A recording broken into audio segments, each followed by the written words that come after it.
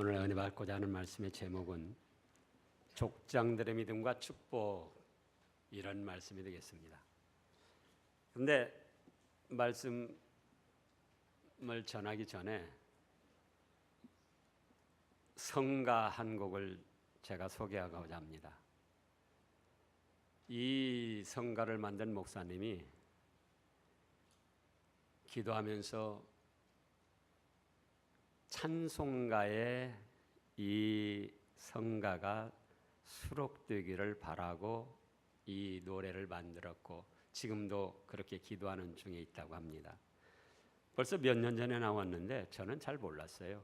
근데 이번에 중고청년부 여름 수련회 오는데 이 성가를 부르더라고요. 근데 곡도 그렇고 가사도 그렇고 너무나도 좋은 곡이에요. 그래서 지금 내일부터 교단적 사경이 하는데 제가 1시간 맡았는데 제가 이 성가를 거기에서 소개하려고 합니다. 총회적으로. 그런데 우리 교우들과 함께 먼저 부르고 그리고 하고 싶어서 제가 지금 준비했습니다. 십자가의 전달자.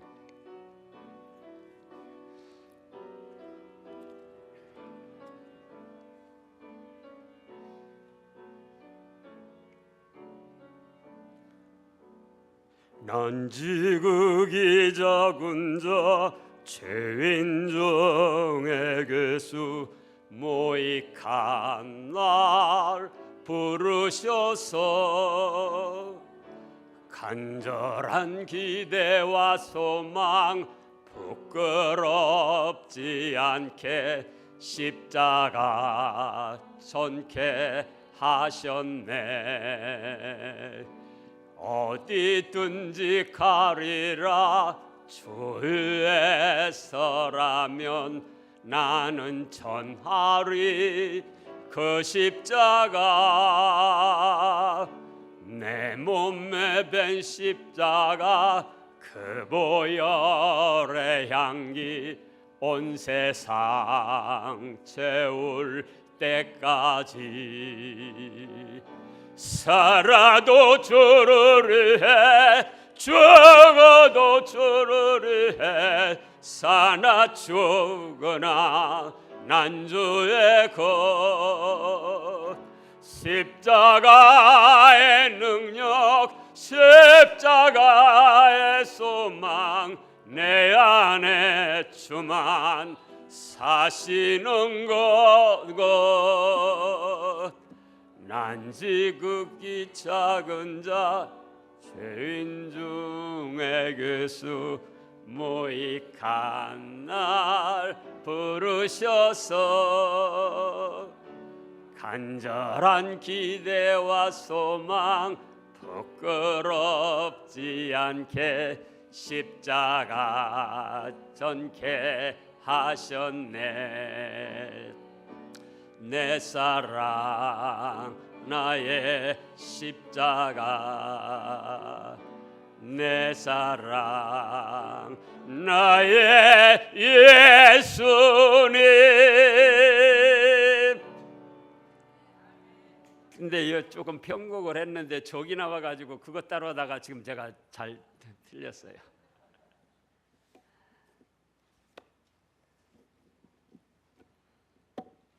자, 족장들의 믿음과 축복. 이 아브라함은 믿음의 조상이자 그 아브라함 가문의 족장이었습니다. 뒤를 이어서 아들 이삭이 족장이 되었고 또 그 뒤를 이어서 손자 야곱이 족장이 되었고 또 그 뒤를 이어서 증손자 요셉이 족장이 되었습니다. 그래서 오늘 본문 말씀에도 아브라함, 이삭, 야곱, 요셉이 기록이 되어 있습니다. 지구상에서 존재하는 인류의 역사를 보면은 한 가문이 이렇게 수천 년간 내려오면서 이 종족을 이루고 민족과 국가를 이루어서 세계 민족들 가운데 선두주자 역할을 하는 그런 종족은 아브라함 가정 가문뿐입니다. 그러면 아브라함 종족이 어떻게 해서 이런 번영과 축복을 누리게 됐을까? 자, 우리나라만 보더라도 뭐 단일 민족, 이 또 백이 민족 이렇게 예전에 표현을 했었는데요. 그 고구려 시대만 해도 고구려 주몽이 다르고 백제 온조가 다르고 신라를 세운 사람이 달라요. 그래서 사실은 우리나라도 여러 종족이 이렇게 합쳐진 가운데 오늘에 이르는 겁니다. 근데 이스라엘은 아브라함 그 가문을 비롯해서 여기 족장들로 그 후대로 계속 이렇게 내려오면서 어떻게 됐다고요? 국가를 이루게 되고 그렇게 큰 나라가 아니면서도 세계를 주름잡는 우수한 민족과 국가가 되었다 그겁니다. 근데 어떻게 해서 이런 번영과 축복을 누리게 됐을까 그겁니다. 여러 가지 비결이 있지만 오늘 본문 말씀에서 살펴보면 첫째로 하나님의 전지전능하심을 믿고 섬겼습니다. 뭘 믿고 섬겨요? 하나님을 믿는데 전지전능하심을 믿고 섬겼다 그거예요. 우리도 이따금 전지전능하신 하나님이라고 칭호를 하고 그렇게 생각을 하죠. 그러나 막상 인간의 지혜나 과학이나 인간의 힘으로는 전혀 어찌할 수 없는 불가능한 상태에서는 여러분들의 신앙이 어떻습니까? 하나님도 이런 때는 어찌할 수 없어. 그렇게 생각하고 그 당한 현실에 절망하고 무너집니다. 그런데 아브라함은 본문의 17절부터 보면은 외아들 이삭을 번제로 바치라고 했습니다. 번제라는 건 뭡니까? 통째로 불살라서 바치는 거예요, 하나님께.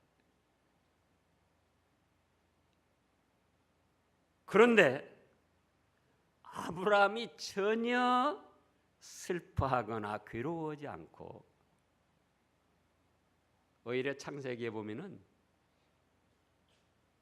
초등학교 처음 소풍 가는 아이가 설레는 마음으로 밤잠도 못 자고 아침에 일찍부터 일어나서 소풍 가려고 준비하는 것처럼 그렇게 일찍 일어나서 자기 아들을 번제로 불태워 바치려고 서둘렀어요.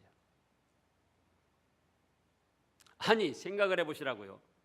그냥 바치라는 것도 아니고 불태워서 불살라 잿더미 제물이 되게 해서 바치라는 거예요. 그런데 어찌해서 이런 비참한 일에 망설임 하나 없이 거리낌 없이 기쁨으로 하나님 앞에 바칠 수 있었느냐? 자, 19절을 다 같이 읽어보겠습니다.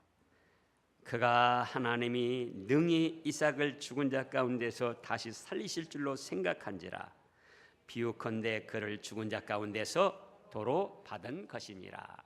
무슨 말씀입니까? 그래, 내 아들 이삭을 통째로 불살라 바쳐도 하나님은 전지전능하시기 때문에 잿가루 속에서도 아들 이삭을 다시 부활시켜 가지고 그 아들을 통하여 나의 후손들이 번성할 수 있도록 복을 내려 주실 것이다. 이렇게 믿었던 거예요. 불태워서 잿가루가 됐는데 거기서 다시 부활시켜서 그러니 이건 무슨 믿음이었다고요? 전지전능하신 하나님을 믿고 섬겼다.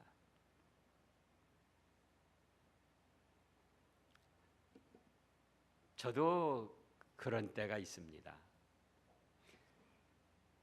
제가 생각해 볼 때 이렇게 조금 힘쓰면 가능할 것 같아요. 그러면은 하나님께서도 가능하실 줄 알고 기도를 합니다. 그런데 제가 생각할 때 이거는 인간의 지식이나 과학이나 어떤 능력으로도 전혀 해결할 수 없는 불가능한 상태예요.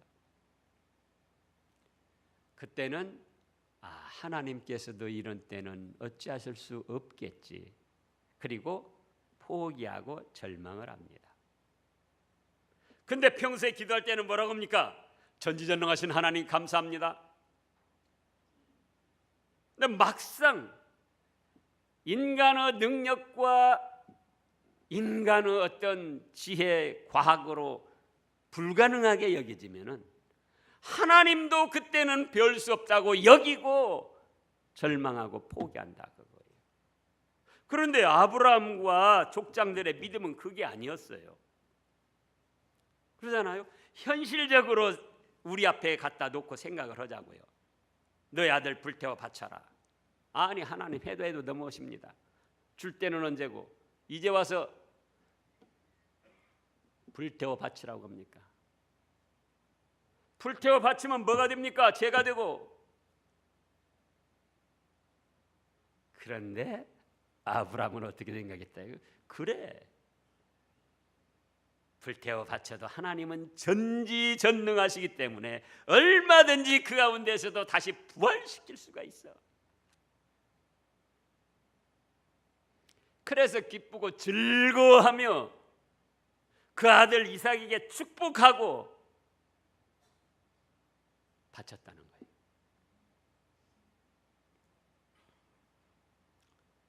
둘째로 말씀하신 대로 이루실 것을 믿고 섬겼습니다.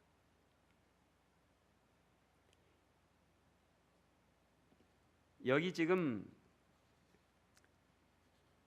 이삭을 주실 때에 하나님이 주시기 전에 네 자손으로 하여금 하늘의 별처럼 바다의 모래처럼 번성케 해줄 것이다. 그리고 천하 만민이 네 자손을 통해서 복을 받을 것이다. 창세기 12장과 15장에 그렇게 말씀을 하셨습니다. 근데 아들을 안 주신단 말이에요. 그래가지고 엘리에셀이라는 사람을 양자로 드렸어요. 그랬더니 아니다. 그거 아니다. 그래 이제 또 네 몸에서 날 자라고 하지 않았느냐. 그래가지고는 사라, 아브라함 아내 사라가 자기는 아들을 못 낳으니까 자녀를 못 낳으니까 자기 몸종을 남편에게 들여보냈어요. 그래가지고 누구를 낳습니까? 이스마엘을 낳았어요. 이스마엘을 통해서 하늘의 별처럼 많게 축복해 주시려고 그랬구나. 그랬더니 하나님의 뜻이 그 본문에는 기록이 안 됐지만 내가 본처 놔두고 첩을 얻어가지고 네 후손을 하늘의 별처럼 많게 해줄 줄로 생각했느냐? 아니다. 네 조강지체를 통하여 네 자손이 하늘의 별처럼 많게 해줄 거다. 그래서 이스마엘도 아니라는 거예요. 그래가지고는 10년이 지났습니다. 근데 천사가 찾아와서 뭐라고 합니까? 내년 이맘때에 아들을 줄 것이다. 그러니까 사라가 장막 뒤에서 천사하고 남편 아브라함하고 하는 소리를 듣고는 기가 막혀서 웃었어요. 웃기네. 내가 여자로서 지금 나이 많아 늙었고 여자로서 있을 것이 진작에 다 끊어져 버렸는데 무슨 이제 와서 아들을 준다고 그래. 그러니까 천사가 사라 너 왜 웃냐? 믿지 못해서 웃냐? 아닙니다. 그리고 믿음으로 받아들였어요. 그리고 1년이 되니까는 아들 이삭을 주셨다 그거예요. 그러니까 하나님이 약속의 약속을 거듭하시면서 이삭을 통하여 하늘의 별처럼 바다의 모래처럼 번성케 해주시겠다고 축복하신 아들이란 말이에요. 근데 그걸 그 아들을 불태워 바치라는 거예요. 그러면 처음 말씀하신 것과 불태워 바치라는 것과 모순이 됩니다. 반대가 됩니다.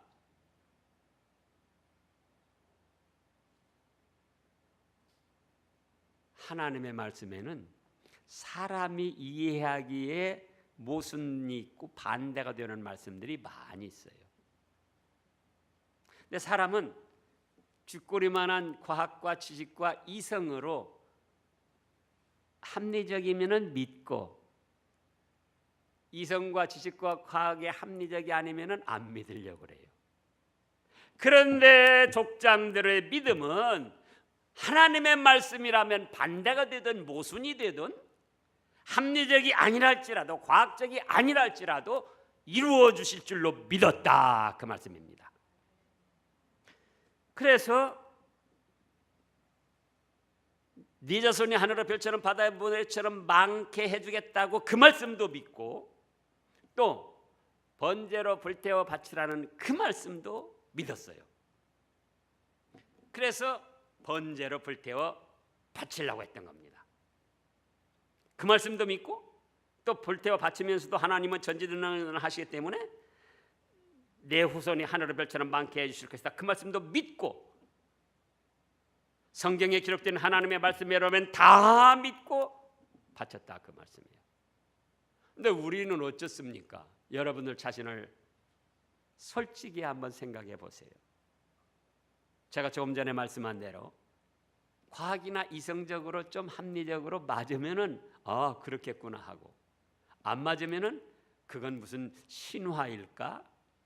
지어낸 이야기일까? 믿지를 않으려고 그래요. 그러나 믿음의 족장들의 믿음은 과학에 안 맞고 합리적이 아니고 모순이 되고 반대가 되고 그래도 이 말씀도 믿고 저 말씀도 믿고 또 다른 말씀도 믿고 성경 신구약 66권에 기록된 말씀은 다 이루어질 하나님의 말씀으로 믿었다 그겁니다. 자, 예수님이 오신 거 믿었습니다. 이루어진 역사적 사실이기 때문에. 그런데 예수님이 뭐라고 하셨습니까? 다시 오신다고 했어요. 천사들의 호령과 나팔 속에 옹위를 받으면서 심판의 왕으로 만왕의 왕으로 이 세상에 재림하십니다. 그동안 먼저 죽었던 성도들이 천국에 있다가 신령한 몸으로 부활돼서 예수님과 함께 내려오고 우리가 그때까지 살아있다면 우리는 죽음을 보지 않고 천사들처럼 신령한 몸으로 변화되어서 공중으로 휴고 들림을 받습니다. 믿습니까? 과학과 인간의 지식 합리적으로 어떻게 그런 일들이 일어날 수 있느냐 그거예요. 그러나 하나님의 말씀하신 건 그대로 이루십니다. 또 우리가 죄가 있습니다. 죄를 짓습니다. 그럼 죄의 싹은 뭡니까? 당장 심판이 오지 않는다 할지라도 징벌과 심판이 있습니다. 그런데 사람들 마음에 우리들 마음에 죄를 짓고도 징벌이 즉각 오지 않으면은 이거 괜찮은 거구나. 뭐 교회 가면은 뭐 목사는 뭐 죄 지으면은 큰일 날 줄 알고 있는데 내가 목사는 모르지만 이런 죄를 짓고 있는데 난 그래도 끄덕없잖아. 그렇게 어리석은 생각은 하지 않으시는지. 하나님의 말씀은 죄에는 반드시 심판이 따르고 징벌, 징계가 따른다고 했습니다. 그럼 어떻게 해야 됩니까? 이미 죄를 지었는데 예수님을 믿으면서도 죄를 지었는데 그런데 또 말씀하시기를 예수님의 내 죄값 대신 죽으신 것을 믿고 회개하면 어떤 죄든지 깨끗하게 사해 주시고 동이 서에서 먼 것처럼 우리의 죄과를 멀리 옮겨 놓으신다고 말씀하셨습니다. 그러니까 죄 지으면 징벌받고 형벌받는다는 말씀도 믿어야 되고, 또 그런가 하면은 죄 지었지만 회개하면은 용서해 주신다는 말씀도 믿어서 우리가 잘못했을 때, 양심의 가책을 받을 때, 찔림을 받을 때 예수님의 내 죄값 대신 죽으신 그 보혈의 공로를 믿고 의지하며 회개해야 된다 그거예요. 회개하면 어떤 죄든지 깨끗하게 용서해 주십니다. 그래서 어떤 죄를 짓고 회개했을 때는 그 죄에 대해서 다시 죄책감을 느끼거나 그 죄값으로 징벌을 받을까 봐 두려워해서는 안 돼요. 그건 믿은 것이 아니에요. 예수님의 십자가 보혈의 공로를 힘입은 것이 아니에요.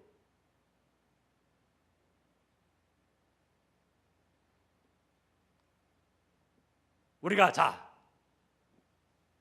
죽었습니다. 믿음의 성도들이 죽었어요. 어떻게 됩니까? 어떻게 되죠?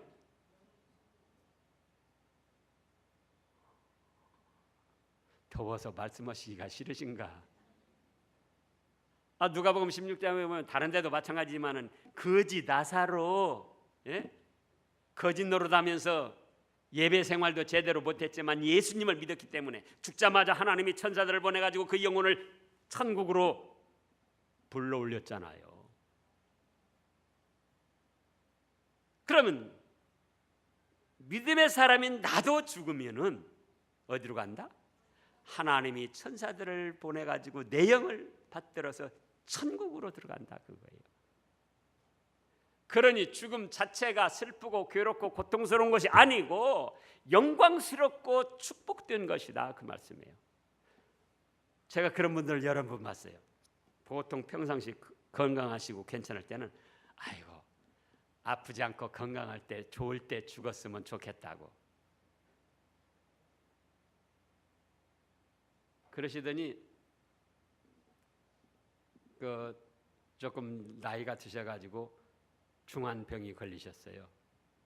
근데 신방 가서 예배를 드리는데 예배 드리고 났더니 뭐라고 하시는 분이 아이고 우리 손자 결혼하는데 3년만 더 살았으면 결혼식 하는 거 보고 죽었으면 좋겠다고. 물론 그러실 수도 있죠. 근데 우리가 하나님의 말씀은 말씀하신 그대로 이루실 것을 믿어야 된다 그거예요. 우리 생각이 안 맞아도 합리적이 아니더라도 때로는 모순이 되더라도 근데 우리 생각에 조금 맞고 합리적이면 믿으려고 그러는데 이렇게 보리떡 5개 물고기 2마리로 5,000명을 먹이고 12방주를 거뒀습니다. 예수님이 바다 위를 걸으셨습니다. 무슨 신화도 아니고 이건 뭘까? 그런데 믿음의 족장들은 합리적이 아니고 과학적이 아니고 반대가 되고 모순이 돼도 하나님의 말씀이 있다면 이 말씀도 믿고 저 말씀도 믿고 또 다른 말씀도 그대로 이루어질 줄을 믿고 하나님을 섬겼더라 그거예요. 셋째로는 바치고 말씀을 순종하면 더 잘 될 것을 믿고 섬겼습니다. 아들을 바쳐라. 그러면 이제 아브라함에게 아들이 있습니까? 없습니까? 없어요. 이스마엘 있지만 그건 아니라고 그랬어요. 그래서 외아들이라고 성경에도 그렇게 말씀했어요.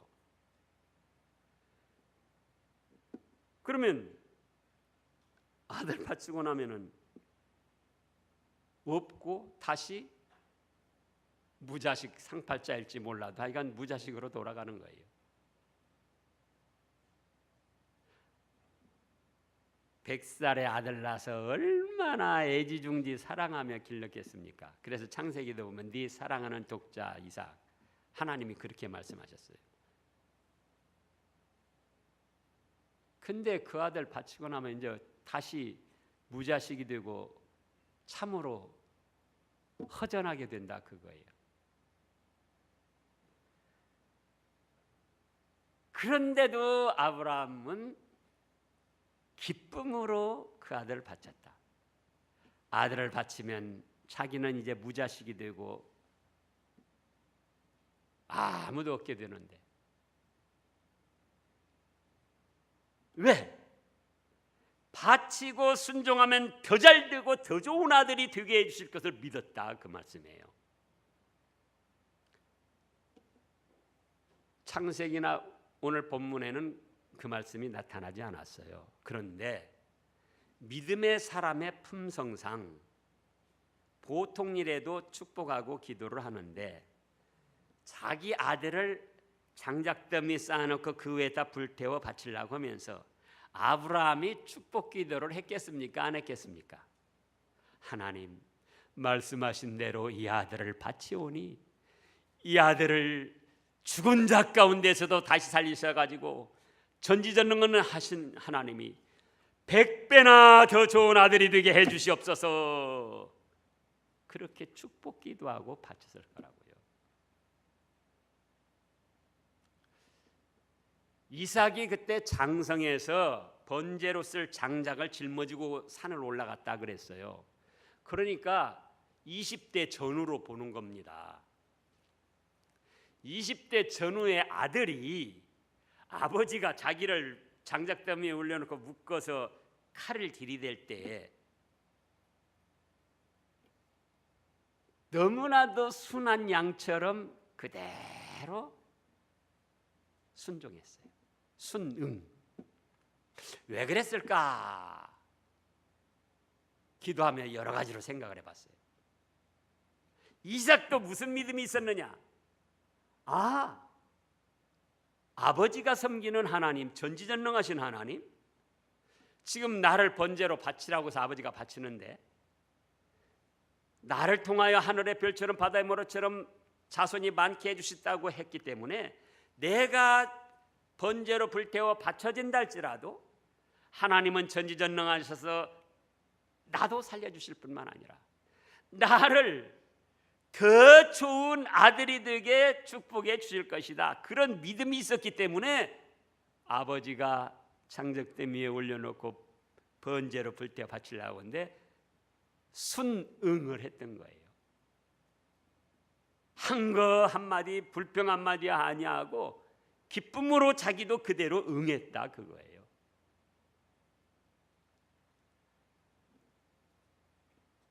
또 그래서 20절에 보면 믿음으로 이삭은 장차 있을 일에 대하여 야곱에게 에서에게 축복하고 그 다음에 믿음으로 야곱은 죽을 때에 요셉의 가가들에게 축복하고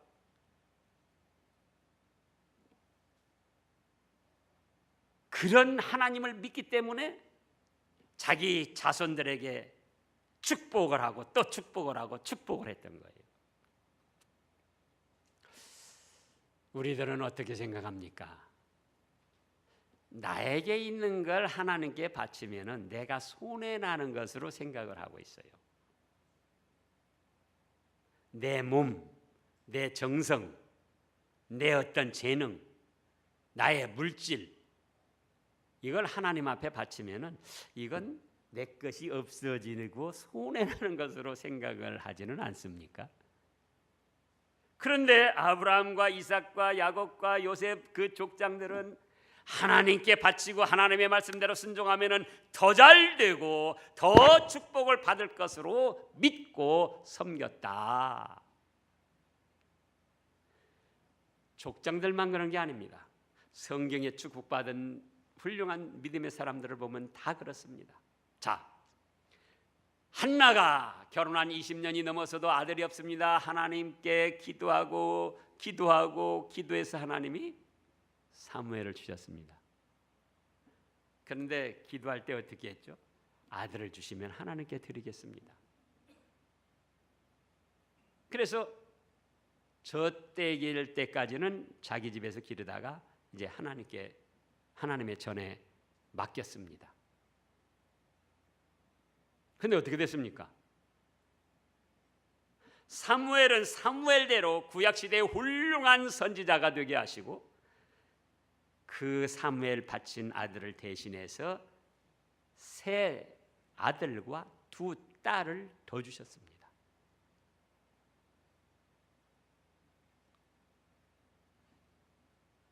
보리떡 5개 물고기 2마리로 5,000명을 먹이고 12바구니를 거두었습니다.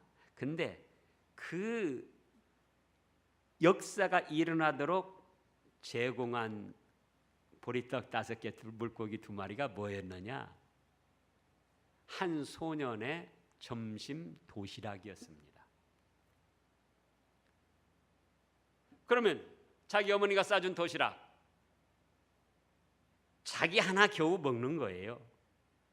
그런데 너희가 있는 것을 바쳐라. 예수님이 그러셨어요. 아무도 준비도 안 하고 바치지도 않아요. 그 소년이 보리떡 5개 물고기 2마리 생선 2쪽 그걸 바쳤어요.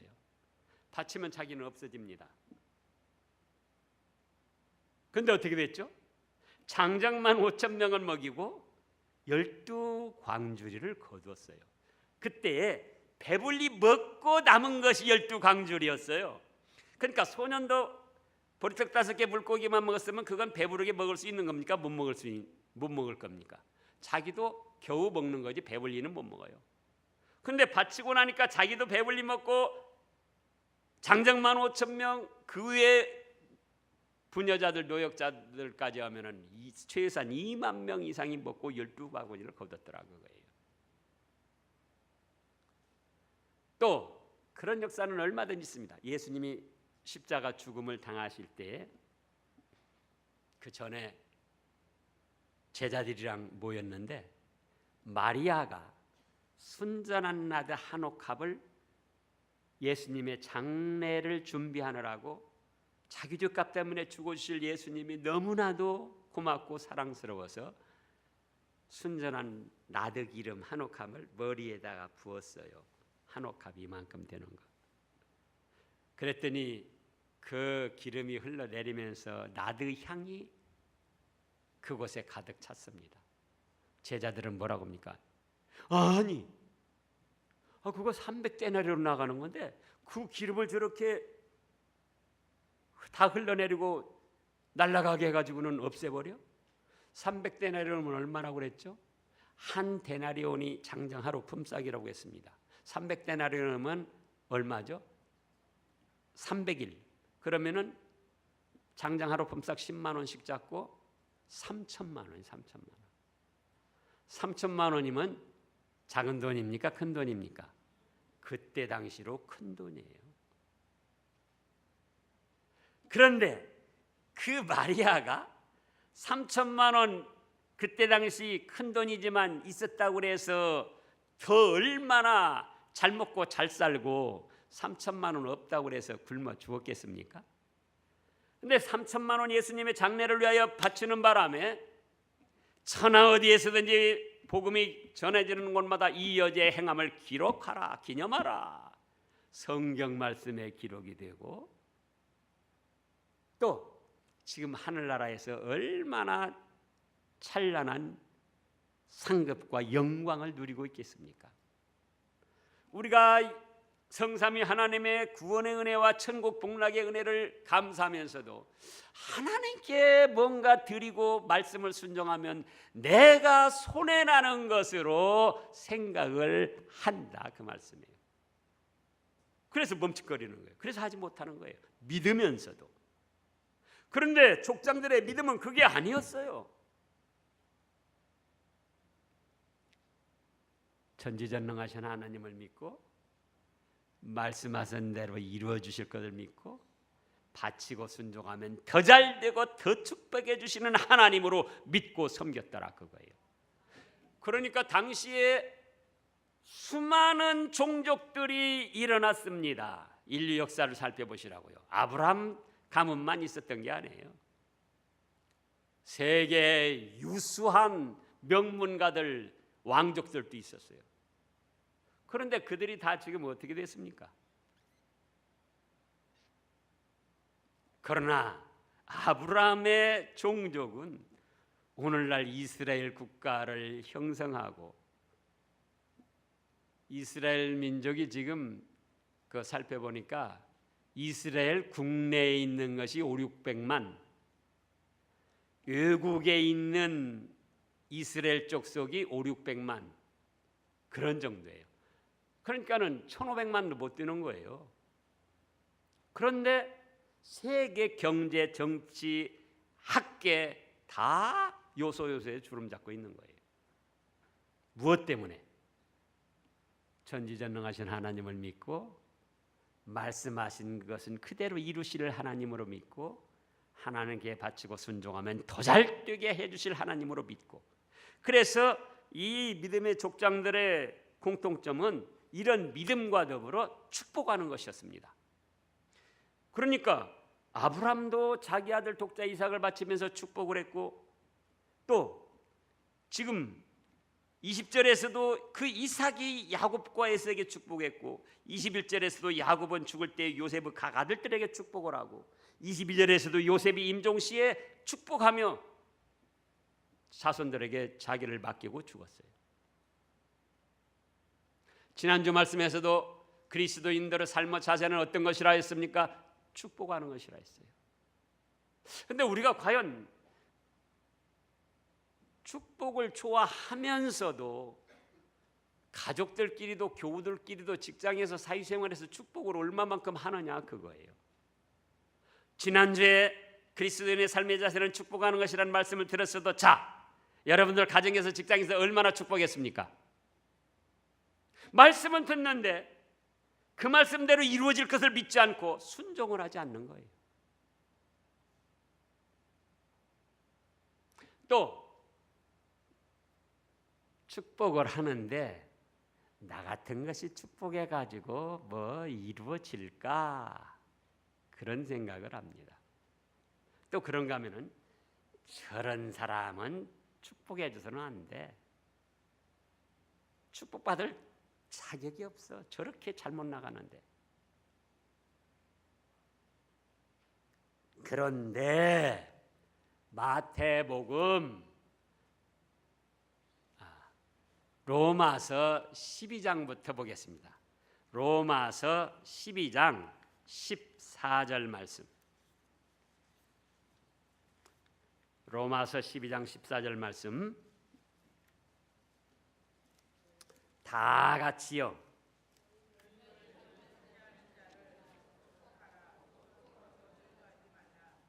다 같이요.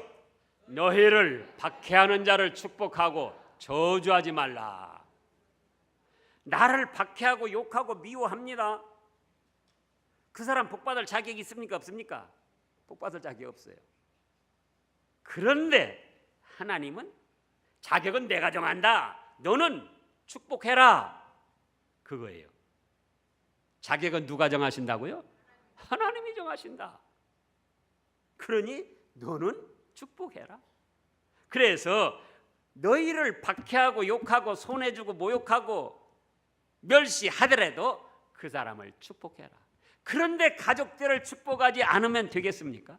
그런데 교우들끼리 축복을 하지 않으면 되겠습니까? 그런데 자기를 그래도 몇십 년 동안 가정을 이루어 살게 해준, 물질을 공급해준 직장에 가서 축복을 안 하면 되겠느냐, 그 말씀이에요. 그러잖아요.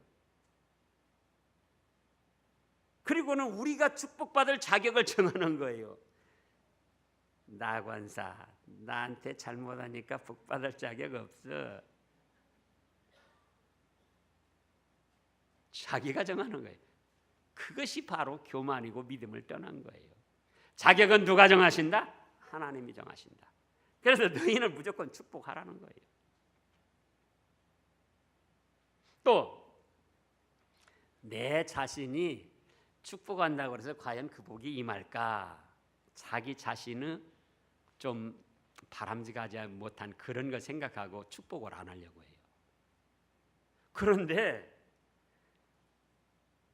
성경에 보면은, 자, 여러 곳에 있지만은 그 사무엘상에서 한 곳 찾아보겠습니다. 사무엘상에서, 사무엘상 1장. 엘리 제사장이 나이 들고 눈이 어두워 가지고 제사장 역할을 잘 못했습니다. 그래가지고 한나가 와서 기도하는데 입술만 딸싹딸싹 하니까는 뭐라고 했죠? 술 먹고 취해서 술 주정하는 줄 알고 질책을 했어요. 자, 10절에 보면 한나가 마음이 괴로워서 여호와께 기도하고 통곡하며, 마음속으로는 그냥 통곡을 하며 지금 기도를 하는 거예요. 그러나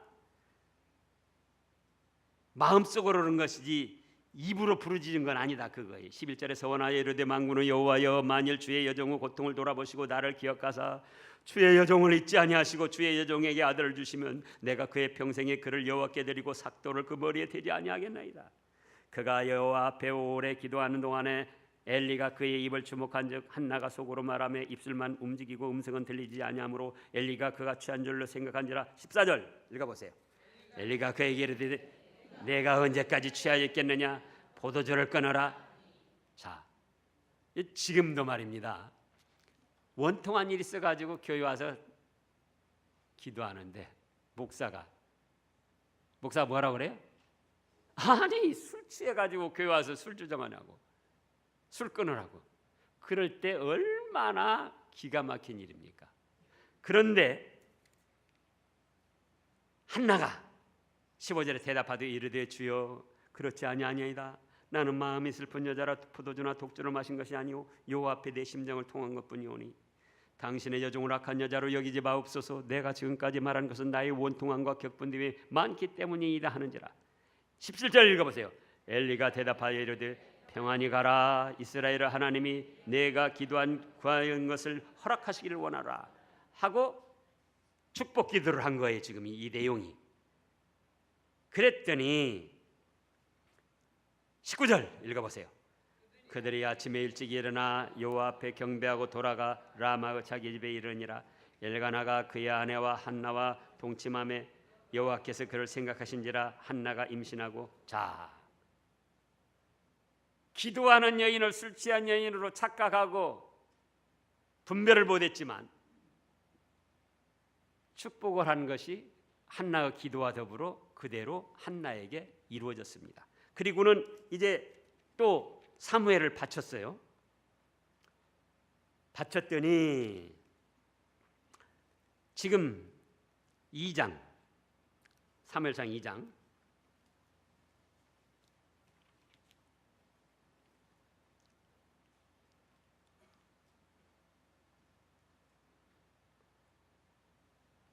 20절부터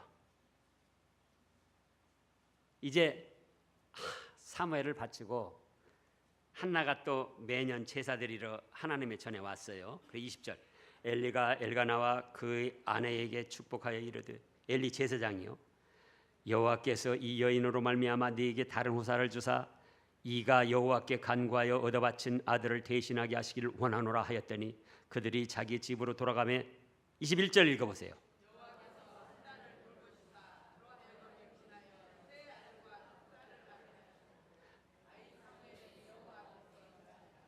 지금 한나는 다른 아들이나 딸을 달라고 기도했습니까? 안 했습니까?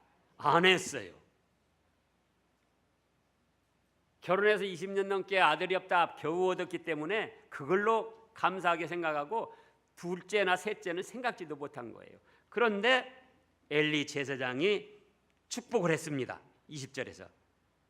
근데 엘리 제사장 그때 상태는 22절을 보면 엘리가 매우 늙었더니 그의 아들들이 온 이스라엘에게 행한 모든 일과 회막문에서 수종드는 여인과 동침하였음을 듣고 그들에게 이르되 너희가 어찌하여 이런 일을 하는. 자, 엘리 자기 아들들을 제대로 믿음으로 단속을 하지 못했어요.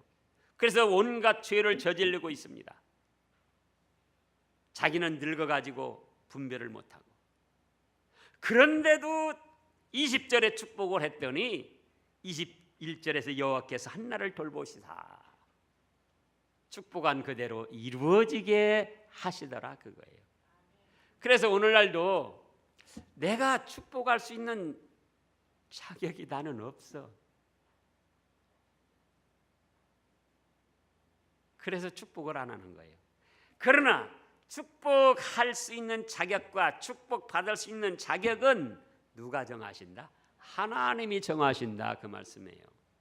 너희는 그냥 축복하라, 그거예요. 축복하라.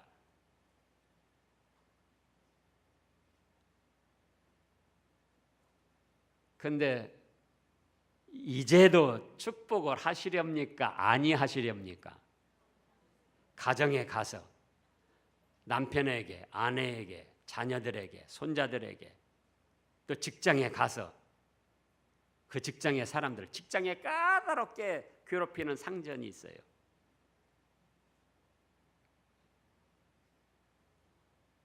시간이 좀 늦었는데요. 그 후라이보이 곽규석 씨라고 있었어요.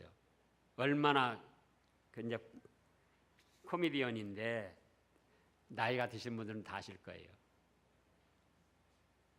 얼마나 거짓말을 자기가 이제 웃긴이라고 하는 거죠. 그런데 잘하면 후라이보이라고 했겠어요.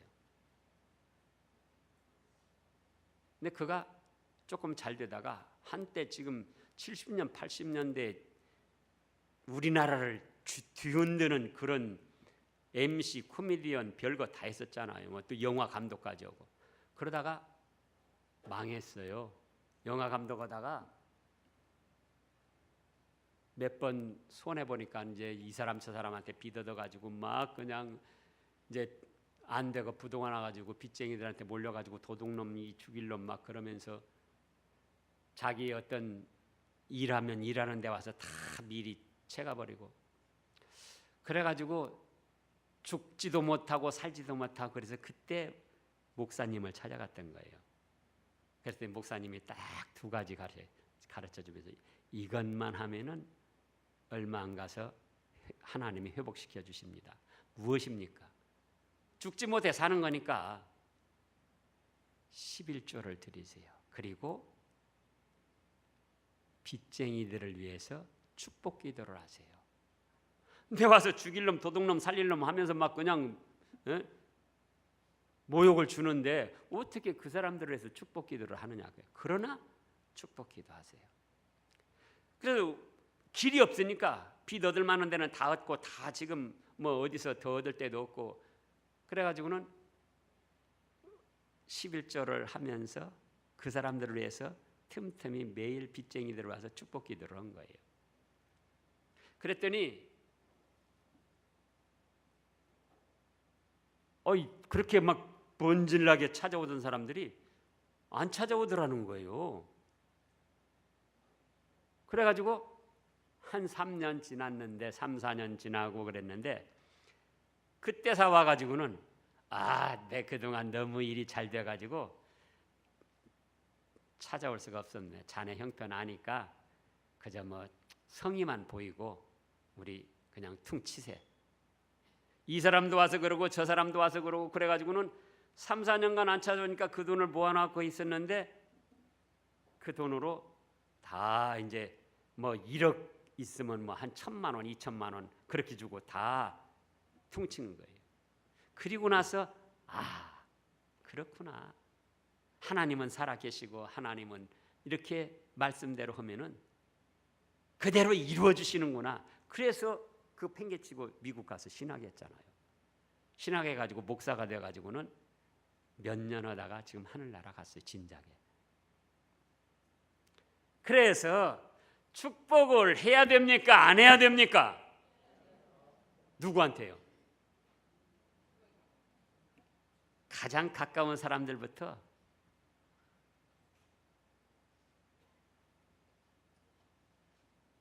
축복받을 자격은 누가 정하신다? 하나님이 정하신다. 우리는 축복하면 되는 겁니다. 기도하겠습니다.